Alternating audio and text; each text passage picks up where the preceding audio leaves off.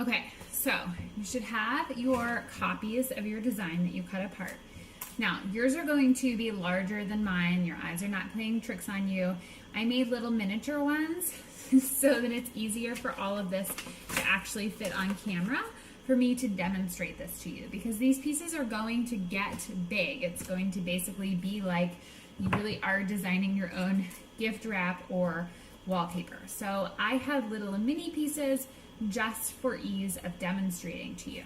Okay, so you have your, take one of your sheets. You're going to want some Scotch tape or packing tape. Now what you're going to do is start to match things up. So it's a little bit like a puzzle. You will find sometimes you need to trim your edges if it didn't copy totally perfectly, so that they line up. And because mine was kind of miniaturized, it's not perfect, but you're going to get the idea. I like to just tape on the front. I think it's much easier, but if you want to flip back and forth, you can. Okay, so this is where the repeat starts to happen. Because of how we cut it apart, each corner is going to match the next corner, so it can go on and on and on. Where if you didn't cut it apart, you would just have this thing, your original drawing, just in the center, and then that doesn't work well when it comes to trying to cut it down to make it into clothing.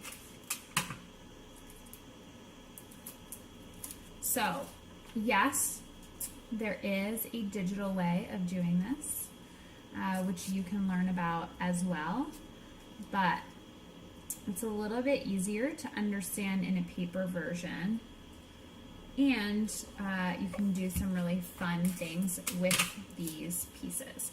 So you can also see mine's black and white.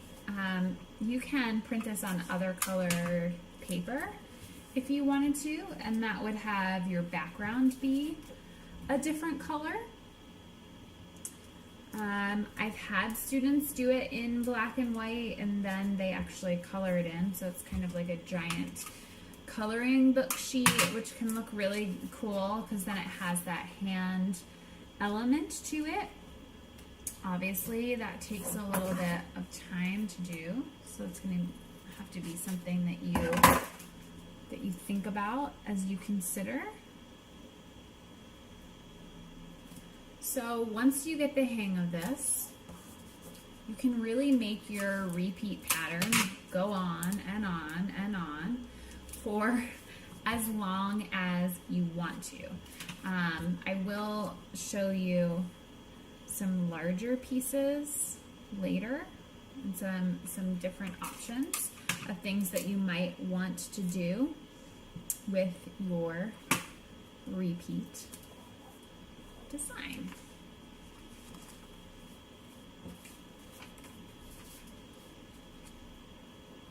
You can also kind of decide which direction you want it to keep growing. You can see that I'm working on having mine growing in both directions.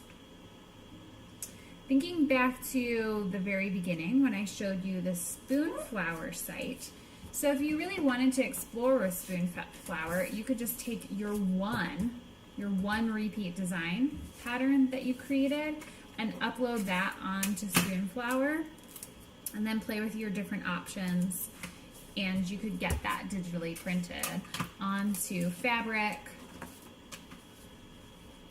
or you could play with the wallpaper option they have, or you could play with the gift wrap option that they have as well. All right, so this is my little miniature repeat fabric design. You can see, as I said, mine was not cut perfectly because I was shrinking it down to this, which messed it up slightly, but I think you can get the general idea of how now that these things are in the four corners, we can exponentially continue to grow your pattern out, and this is how designers go ahead and create fabric, wallpaper, or gift wrap.